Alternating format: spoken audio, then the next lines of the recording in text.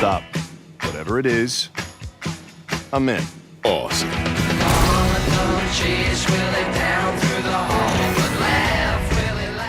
The developers had a choice here. They could build on the rather flimsy foundations of their first game, or they could repeat the process wholesale in the hope that Knack's core audience would return to them in droves. On the basis of Knack 2, they mainly plumped for the latter. Anyone who played the first Knack will be struck by how little there is here in the way of genuine advancement. There are some new attacks, some new collectibles, one or two instances where Knack sits behind the controls of some awesome machines, and of course there's a new story. But the basic experience of playing Knack 2 is pretty much the same as it was in the first game. If it ain't broke, it's Knack. Ha! As with the first game, players should expect to enter numerous areas filled with an assortment of enemies. Once they've pounded them down, and they've disappeared, the area unlocks and you're able to proceed. These fistfights are split up by platforming levels, some of which contain their own set of puzzles. They provide something more to do than timing one's jumps, but Mario veterans won't find anything too challenging here. Besides, if the player becomes stuck on a particular puzzle, the game helpfully provides a hint or two. So the lion's share of the action is taken up with fighting and jumping. Knack's signature mechanic makes a return, although the developers haven't done much to make it feel fresh. If you're unfamiliar with it, a quick push of R1 allows Knack to shrink instantly, in order to avoid danger or trundle through small passages, and then regrow to take on the bad guys.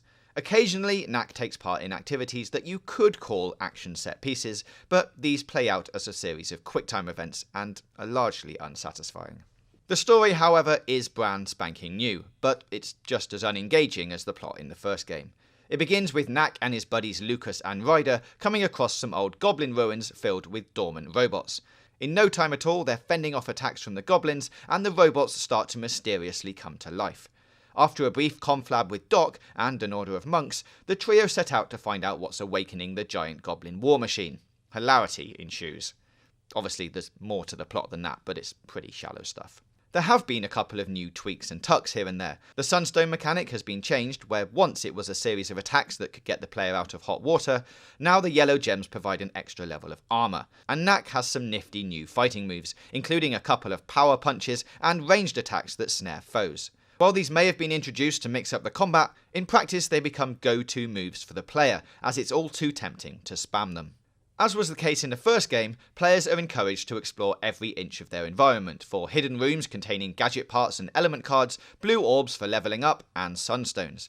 Knack's penchant for bonding with certain items has also returned. Players can augment him with ice, metal and glass, for stealth, and these different suits offer new ranges of attacks and abilities. But again, we've been here before. The game will take players roughly 14 hours or so to complete, and once that's done, New Game Plus mode is unlocked, which allows players to replay their game, keeping all the upgrades they've earned in their first playthrough.